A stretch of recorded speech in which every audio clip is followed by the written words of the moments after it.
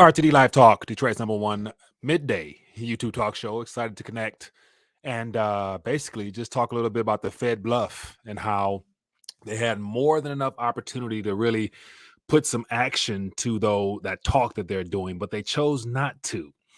And so I'm going to share my thoughts on that as well as get your thoughts. And then, of course, comb the internet and see what else all the other pundits are talking about as the Federal Reserve look to continue to buy some time anticipation for something. We'll get on to that. But anyway, hope everyone's doing well. Coming in a little earlier today, but I wanted to connect for a quick minute, share my 2 cents, as well as talk about a couple other stories that might be developing along the way.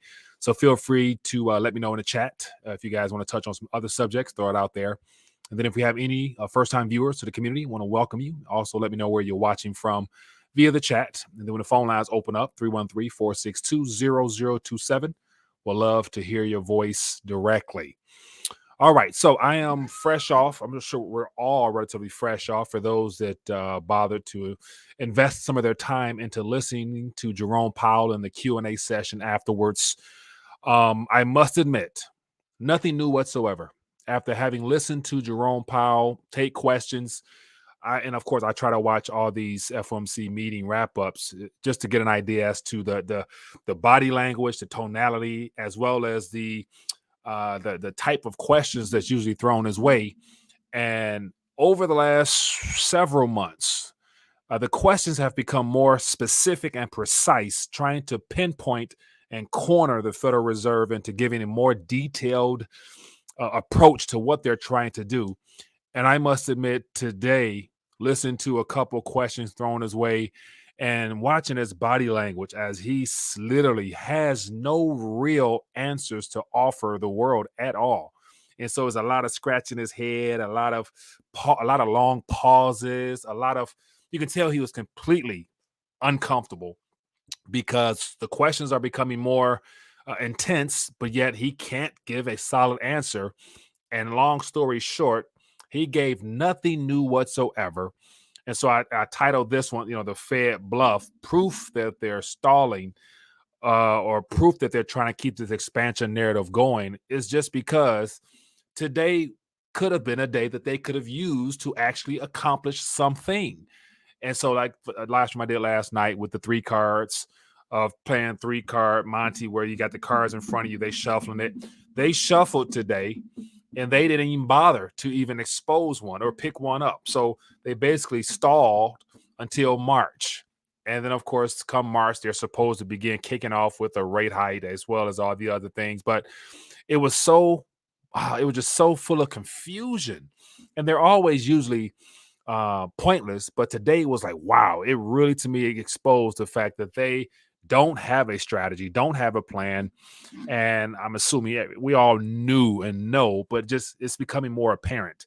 But there's some benefits, and there's basically some things that, as people who are aware of their nonsense, that can actually benefit those who are awake and aware, is by the Federal Reserve stalling, trying to buy more time, kicking the decision-making can further down the line.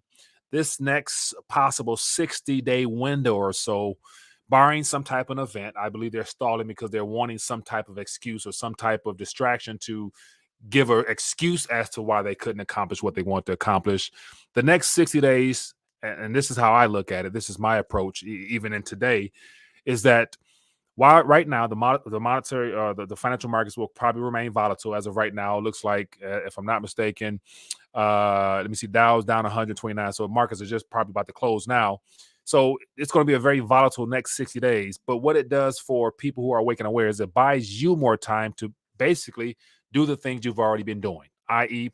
preparation and the things that matter most to you now, knowing that because of them continue to kick the can down the road as far as making some decisions, whether they raise or don't raise, it doesn't matter. Game over with. They're pretty much, it's pretty much, chess match. They're pretty much cornered. It buys you more time. So actually today, when Jerome Powell was starting out, had to make a couple runs and went and got my weight up a little bit. And so those are things I'm going to continue to do more of, because them stalling buys me more time ultimately. So anyway, let me acknowledge a couple people here, go through article 2 or 3, share my thoughts on some things, and then we'll get it started. Gene, appreciate you as always for blessing the community with the links and whatnot. LBP checking in. We got the great FOMO. We got Joe, Mr. Steve. We got Keenan checking in. He says, pull the bandit off slowly. That's what it appears they're trying to do, but yet the wound is so deep. Like just basically removing a little bit of Band-Aid. It's gonna, not to pardon my the analogy, but it's just gonna gush out. Like it's they've done too much damage to where I don't think they want to move the Band-Aid. In my personal opinion. We got LBP. I mentioned you checking in. We got Albert. We got Timo. We got let me see who else checking in with us. We got Uriel from Dallas. Appreciate you. We got who else are checking in here? Mr. Steve checking in. Rolf checking in. Free Thinker. Mark checking in. Appreciate you guys. Witherworks. James. 3-card Monty is right. Like literally, like I'm gonna use that more because I think that's a great analogy. I actually try to find some cards. Don't have none on deck, but today he was shuffling. Boy, he was shuffling. Didn't even pick up one. They postponed it to next till March. All right, so I'm curious to get your guys' thoughts on what Jerome Powell said or didn't say or what he can't say, and just how blatant it's becoming that they're stalling. Literally, I'm more convinced ever that they're waiting on some type of event to jump off. So let me go to a couple headlines real quick, share my 2 cents, and then open up the phone lines. We'd love to hear you guys and what you're up to, what you're doing. And so here's it says Powell backs off March liftoff, won't rule out a hike every meeting. So just this alone, Powell backs a March liftoff. Why not today? Why do you need 60 days extra? And one thing that really tripped me out was how somebody asked him a question, and he was talking about the desire to keep this expansion going. If there was anything that they could do to keep this expansion going, they believe it's possible. It's what they want to do, is what they would like to do. And I'm thinking like expansion. I'm like, wow, we've been running deficits for the last 20 plus 30 years. And we're at 0% interest rates, or actually in real terms negative. And people are tapped out. You far surpass your own 2% mandate, and the whole maximum employment narrative is crumbling because there's more people not participating than actually participating. So it's just interesting to see how they're kicking the can down the road. But this article right here lets you know that why March? Why not now? If everything is so good, the recovery he kept saying is still intact, the economy's doing fine. Why not kick off today with a 1/4 point hike? Yeah, you can't. But yeah, they won't rule out a hike every meeting. So once again, like he even said, monetary expectation, ultimately by the Federal Reserve speaking ahead of time, it's like a prophecy. So by Jerome Powell coming out saying that, he said monetary expectation, at the psychological aspects of things, by him coming out today saying that, this is what they're going to do. He gives the markets time to adjust. And so by this rule, won't rule out a hike every meeting. So that means come March, you're going to hike. Come the next meeting, you're going to hike. So that's only what we got. 3 more meetings left, 3 more scheduled meetings, if I'm not mistaken, because it's one every quarter. So what do you mean? That's 75 basis points. So we're like literally just at 1 percentage point on the federal funds rate. And God knows what the true inflation numbers might be at that point. But it's my personal opinion that the whatever event that they're waiting on will be that deflationary event that will be a great excuse for them to then dial back from all that, stance that they have and get back to what they want to do best. Because it's inflate until death. Like even when I had James Turk on, we were talking and he said, the system that they've created, it's inflate or die. And I would probably want to just expound upon that even more. It's inflate until death, because you can't unwind a Ponzi scheme. And by now, everybody realizes how severe things are. So them stalling is to your benefit. Mark my words. Anyway, here is another article here that just shows how bad things are. But actually, let me give you this one first. This, just the headline caught my attention because, Mitch does a good job of dialing deep. Didn't have a chance to really go into it. But it says, despite raging inflation, the Fed stands pat at the wimpiest statement ever. So once again, just more minutes as to what he was talking about and just the narrative he was using and body language, how uncomfortable he was. The questions were questions were just too intense for him to actually be able to handle. And so once again, something to pay attention to. And then I actually went to Twitter and got a little bit of the Twitter sphere. And the first one popped up was Mr. Peter. Actually, it was Peter Schiff, but Let me see here. Let me share with you what Peter Schiff just mentioned, because Peter he just loves bashing the Fed, basically saying they're not good for anything. But let me actually find out Peter Schiff comment real quick, and then I open the phone lines. I see I missed some calls. Forgive me. Let me type in at Peter Schiff, because Peter shoots it straight. Let's get Peter's analysis real quick. All right, here's one. It says Powell claims the economy is much stronger now than it was the last time the Fed started raising rates, so the FOMC will adjust its policy accordingly. But the economy isn't stronger; it's just a much bigger bubble. Even a smaller pin would produce a larger financial crisis. The side effects of kicking the monetary policy can down the road. It's so basically what that, to summarize that, it'll take a much less smaller event to be able to create a much greater ripple effect of the economy coming down in some capacity, just because they're continuing to blow this thing up even more. And let's get this next one. I'll do this last one. Then we'll open the phone lines and I'll share my 2 cents some more. And then here's the next one from it. Says Powell said the Fed will begin shrinking its balance sheet at the appropriate time. He then said he really has no idea when that may be, as the FOMC hasn't even discussed that yet. Really? What exactly do they talk about when they meet? Sports? Says we're screwed and they know it. So, yeah. But I just thought it was worthwhile to share my 2 cents as to how the Fed bluff. They're literally playing a psychological financial warfare game against humanity as they try to shuffle the cards, doing nothing. But yet it's of benefit to you and I because it buys us more time. And let me elaborate on that a little bit more.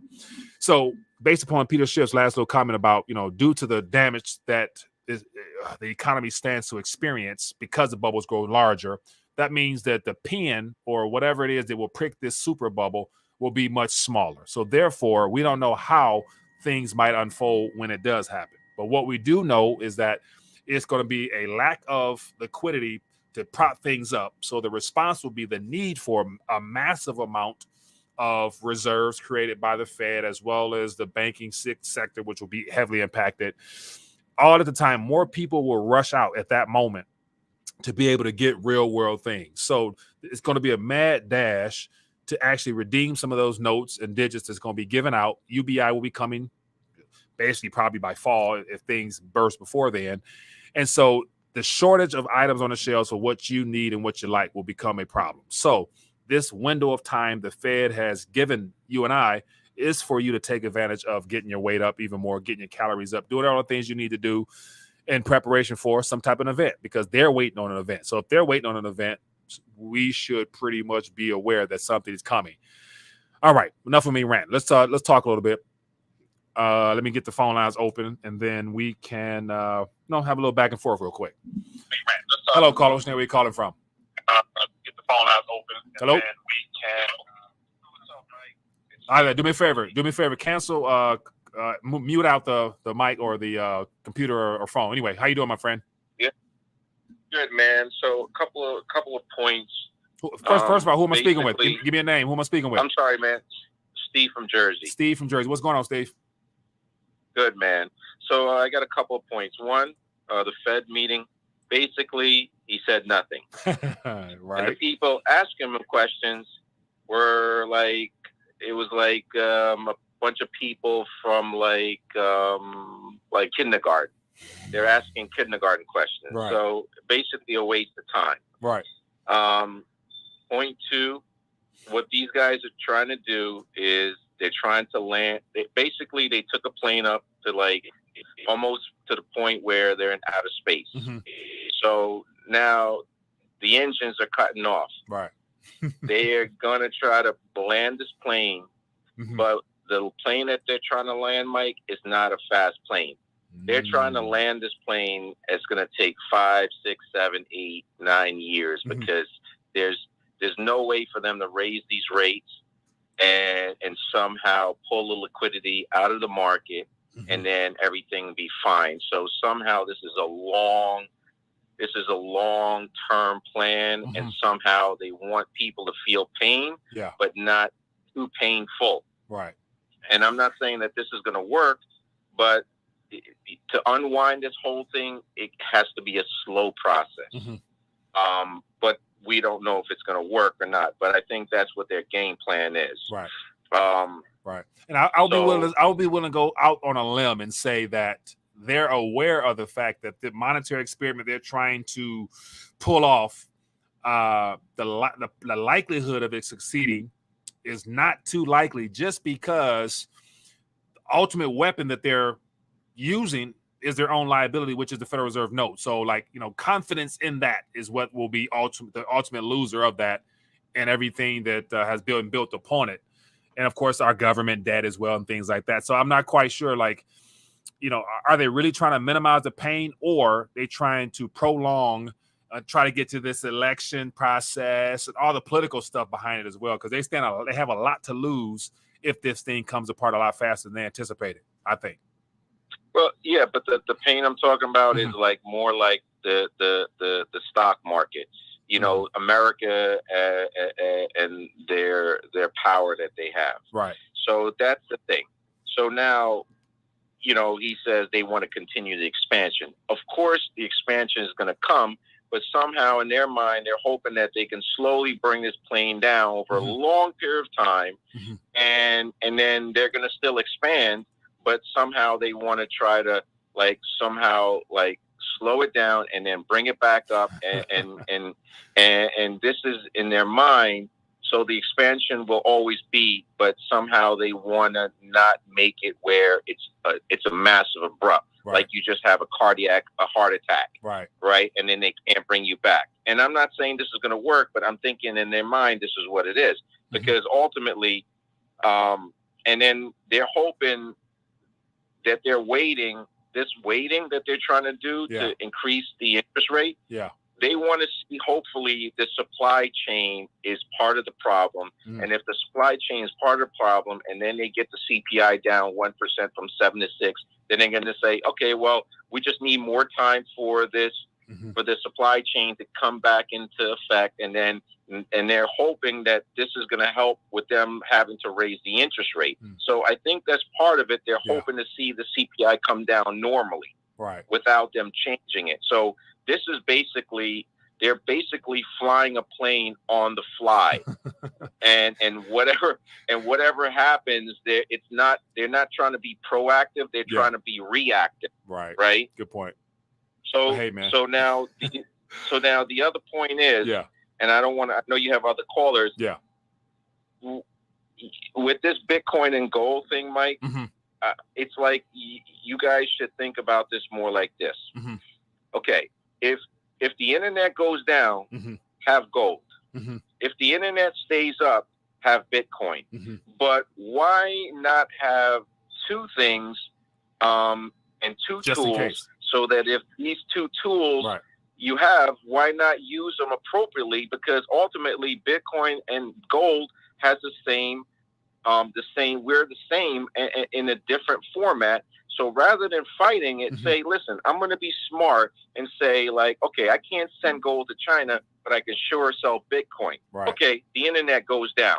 No more Bitcoin. Guess what? I have gold.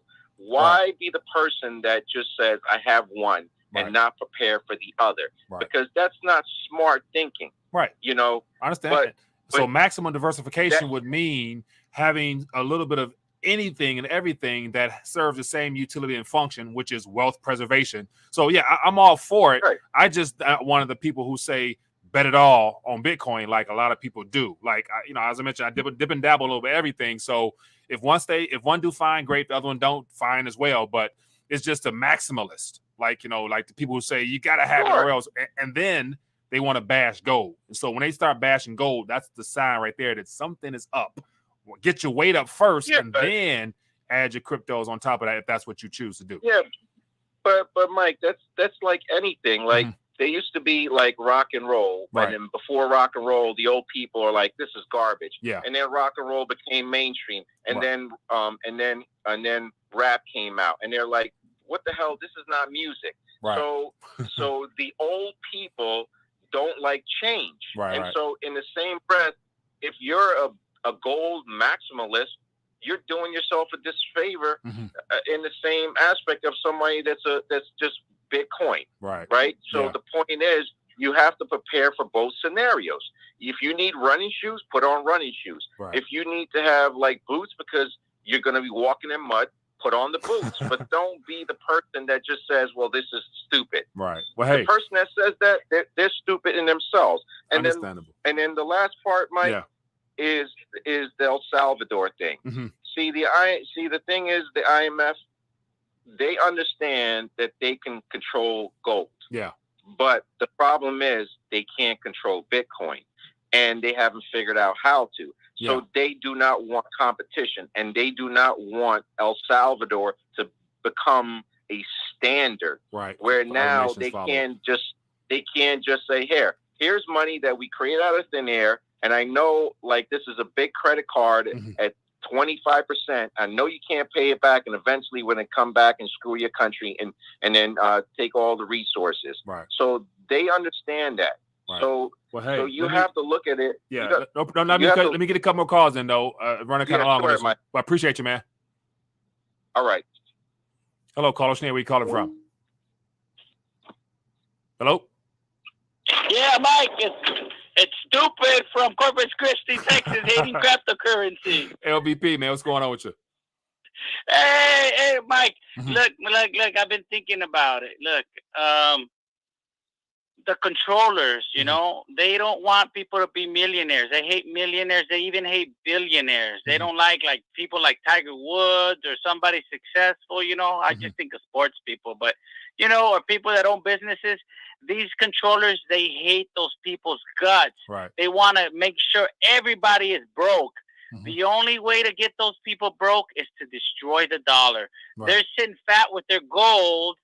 And the other gentleman might think cryptocurrency, but I don't think that. Yeah. But they're sitting fat with their gold, and they're going to destroy the monetary system. That's the only way they can pull control, because there's too many millionaires, there's too many billionaires, there's too many people being successful, and they hate it, Mike. Right. They hate it more than I hate crypto.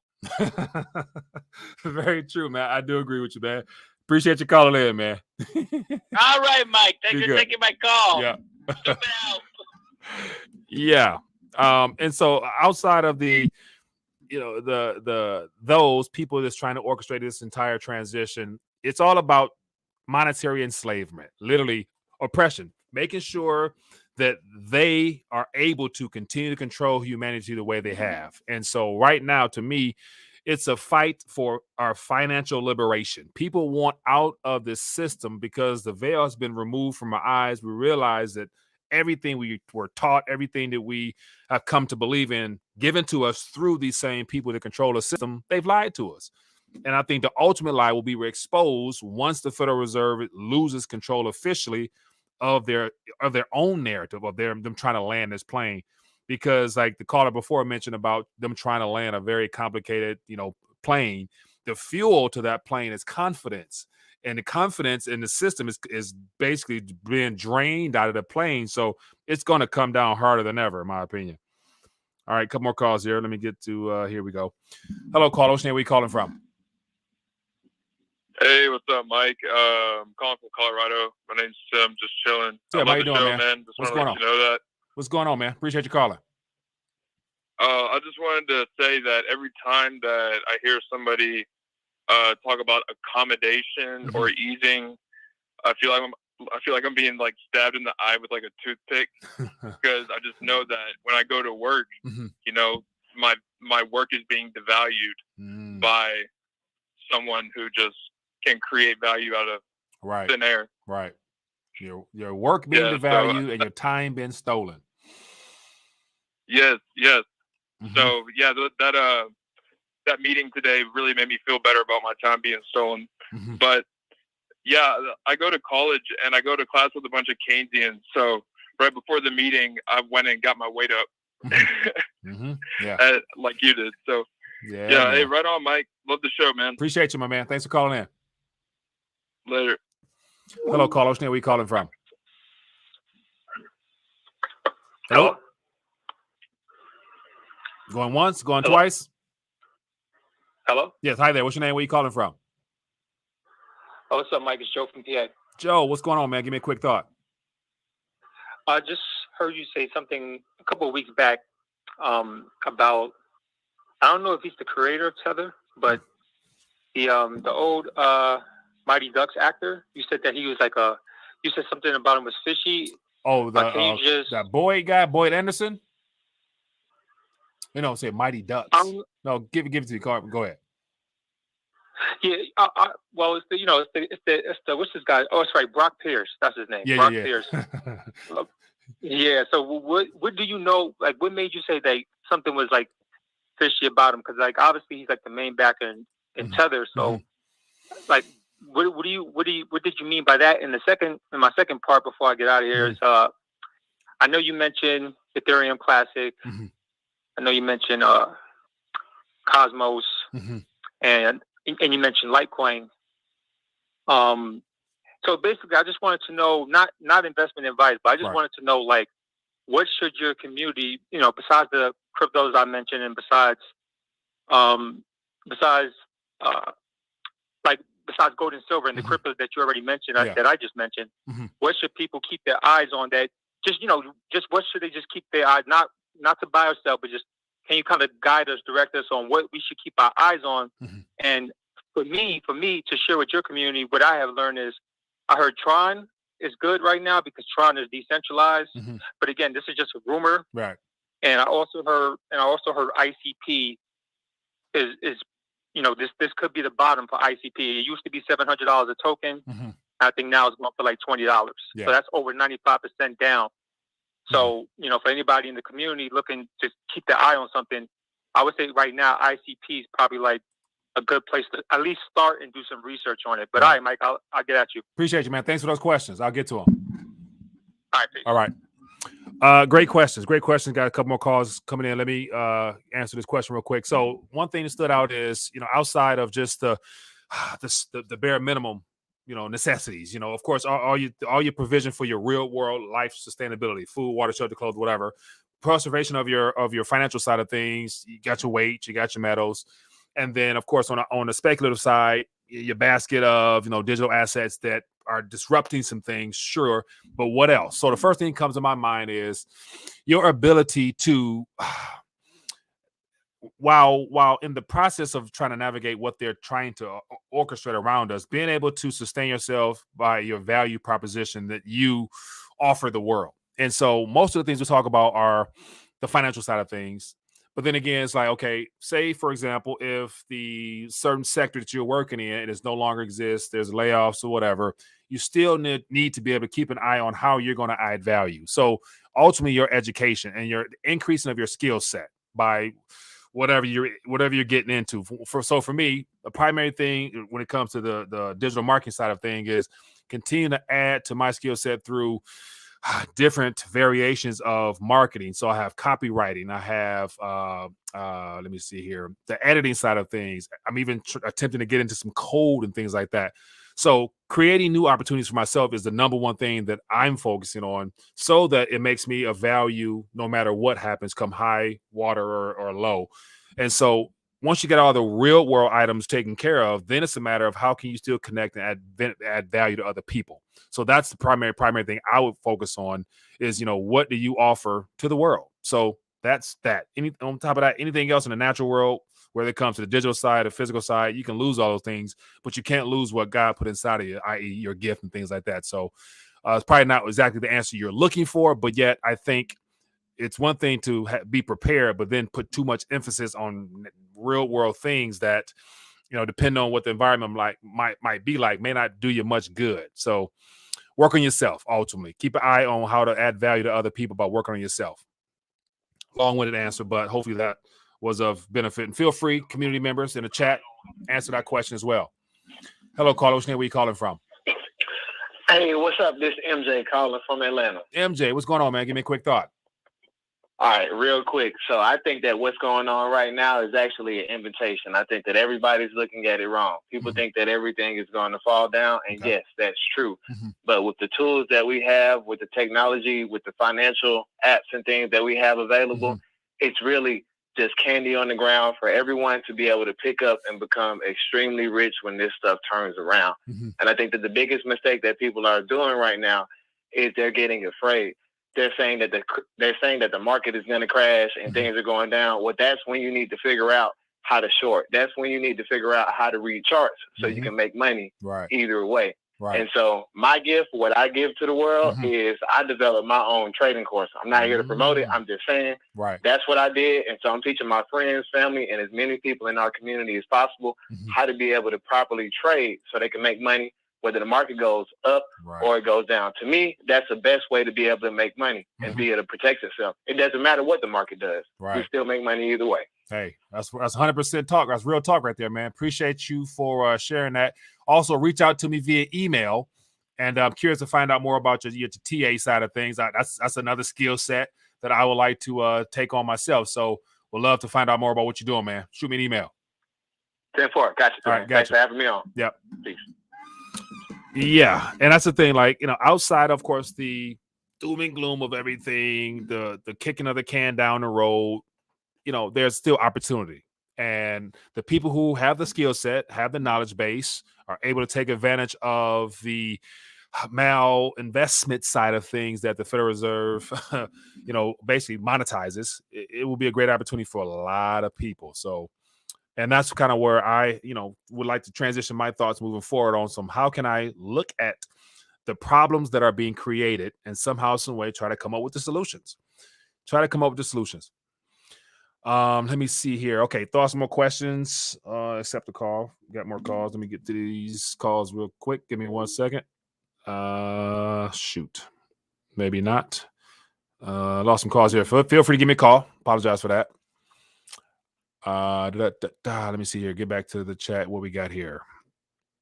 And also, okay, so let me get to that Brock Pierce that the caller mentioned before.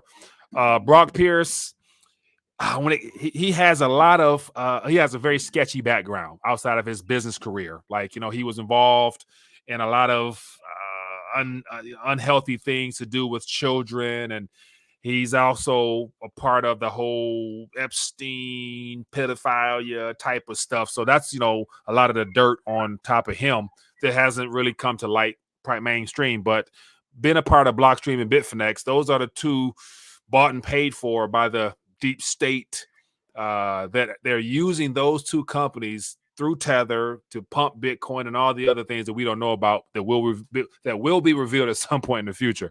So that's my 2 cents on that. Hello, caller. What's your name? Where you calling from? Hello. Hello, my name is Yareli. Hello. Hi there. What's your name? Hi, Yareli. Hi there. What's your name? Where you calling from? I mean, where you calling from, rather? Yeah, I'm from Dallas, Texas. Dallas, Texas. What's going on in your neck of the woods? Yes, so I am part of a nonprofit.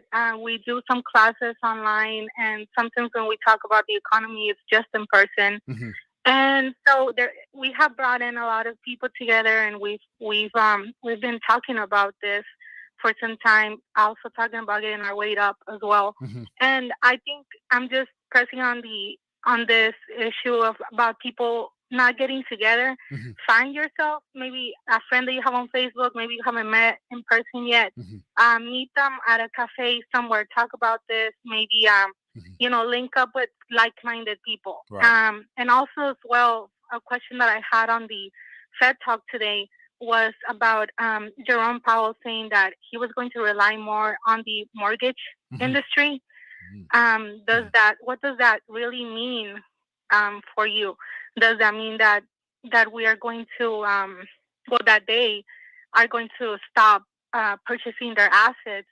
How they manipulate the markets. Yeah. And will they start selling their mortgage-backed securities? Well, how would that affect us? Ooh, great question there. So I didn't actually hear the part about the mortgage side of things, but first thing come to my mind, and of course, viewers feel free to chime in via chat. But, with this whole concern around interest rate hikes, as of right now, I saw some graphs over the last couple of weeks or whatnot, by the mortgage rates based upon the how it's averaged out to give the current mortgage rate, it's been going up. Therefore, home sales have been going down. So one of the concerns is that, depending on how fast they hike the rates will also slow down the housing market, which could ultimately pop the housing bubble. So that's something I'm sure they're very cautious of. And as far as unwinding the mortgage-backed securities on their balance sheet, the biggest question is who's going to be around to buy those things. So that's my ultimate question is as they look to draw down on their balance sheet, where are the buyers coming from? Just because most of the mortgage-backed securities is ultimately packaged junk, and it's so nobody knows who owns what.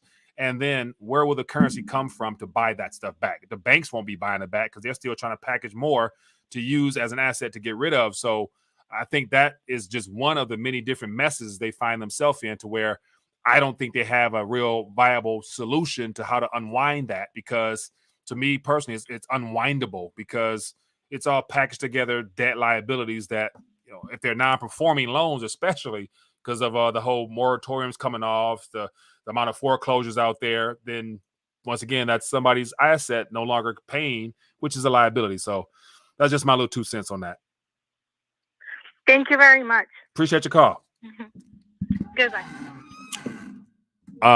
Yeah, good call, good question there. So ultimately, community forming, gathering with like-minded individuals as a support base, as well as the best way to, reach more people to help them out as time moves forward. Let me see. Somebody said screw with no Vaseline.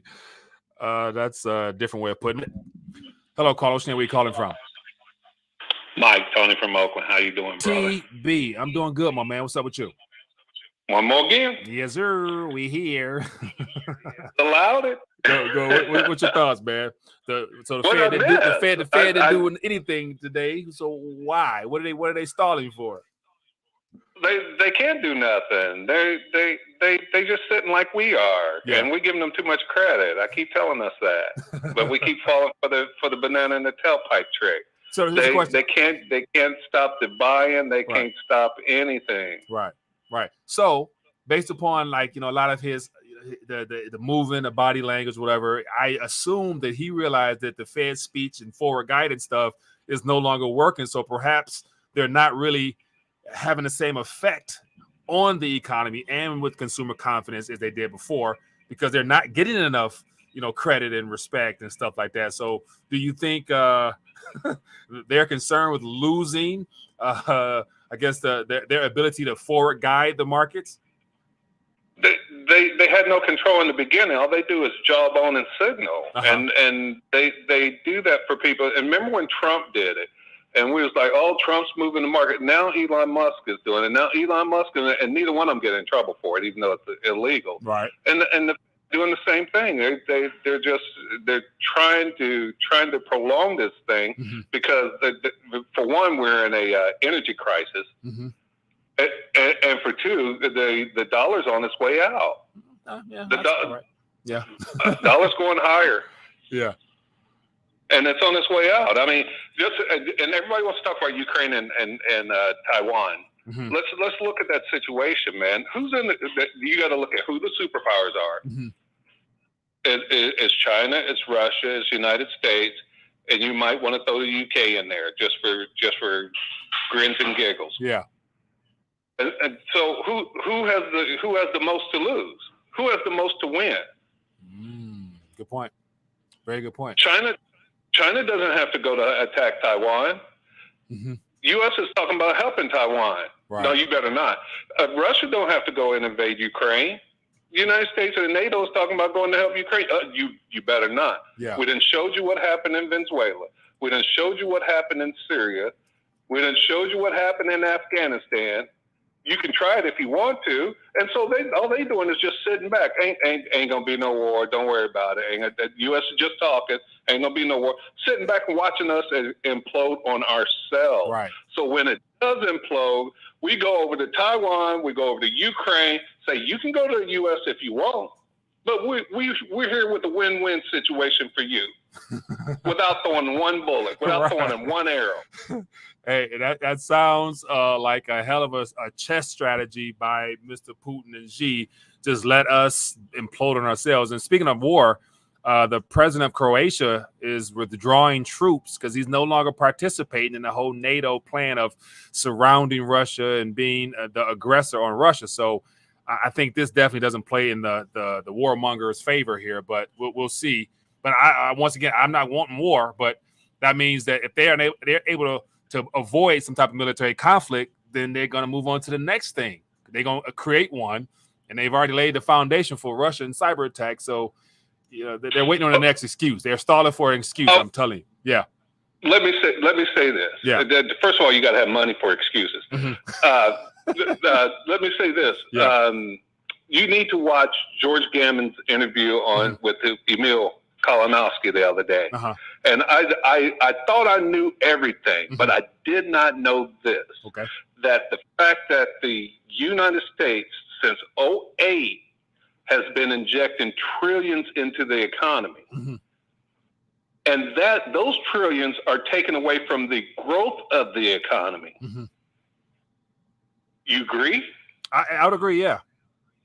Okay, so how many trillions have they added into this economy that has stagnated growth? Take a guess. Let me see here. Fed's balance sheet. I was how many trillion? I would say, okay, let's throw 9. 60 trillion. 60 trillion. Whoa, okay. 50 to 60 trillion of growth has been stagnating this country since 2008 and 2009. Damn. I was floored when I heard that. Yeah. Because if you look at it, that's true. They've been adding money to hold this economy down and keep people from working and letting that real money get out into the economy since 2008. That's dead money. We lose. Yeah. Ah, man, it's a lose-lose situation, man. That's lose just situation. That's why Russia and China can go over and say, hey, there ain't gonna be nothing over here. Don't pay attention to the U.S. They talking outside of their necks because we are. Yeah. Okay. Well, that's a whole nother can of worms right there. Just open. I'll definitely check that out, man. I appreciate you for definitely check that out because I was floored when I heard it. I thought a few trillion here we make up for it. Yeah. No, it's a few trillion over those years because the dollar actually died in 2008. You know that, and I know that. Yeah. Yeah, and so it died in 2008. And so what happened since then? We just kept adding trillions into the economy, and every president has doubled that trillion. The next president has doubled the last trillion, and now we're up 50, 60 trillion. Yeah. So watch this. Lisa in the chat says that Catherine Austin Fitz talks about 129 trillion, and I'm assuming that probably includes that 21 missing trillion and counting. So that's the thing, because and that's the thing. Like, other than just that gentleman saying 60, Catherine Austin Fitz saying 129. Because the Federal Reserve has never been held accountable for anything as far as actually transparency to what they've done, I would say it could be a lot more than that. So we will never know. The one we can be sure of is they're going to print until nobody accepts the money. 100%. And I think the confidence game is winding down right now. That's why everyone knows it. Get your weight up, man. Appreciate you. All right, brother. I agree with that too. All right, be good. All right, keep your head up. Yeah. Bye. Yeah. All right, people. Well, once again, man, it was a very interesting day. A whole lot of nothing said from the monetary authorities that be. They've lost control. Confidence is shot. They're stalling. They're waiting on an event. In the meantime, them stalling buys you more time to do what you got to do. Get your affairs in line. Get your community built. Get your weight up. Get your calories up. Just get it up. You know what time it is. Anyway, it's been great hanging out. And also, I want to continue to remind people, take advantage of all the opportunities of getting things while they're still cheap, because one thing is for sure, as the currency creation continues to expand, the real world items become that much more challenging to acquire at a more affordable rate. So take advantage of everything you can. I want to make sure I continue to plug the Get Your Weight Up. And then also I want to make sure I mention, somebody said infomercial, but right now on Amazon, these things are extremely cheap. They're not going to be cheap forever. So get your calories up as well. And other than that, be blessed, be safe. And I got, if you're interested in that, I put the link beneath this video here. Give people a chance to get their weight up and calories up. Anyway, be blessed, be safe. See you guys later. And we'll be back at it again.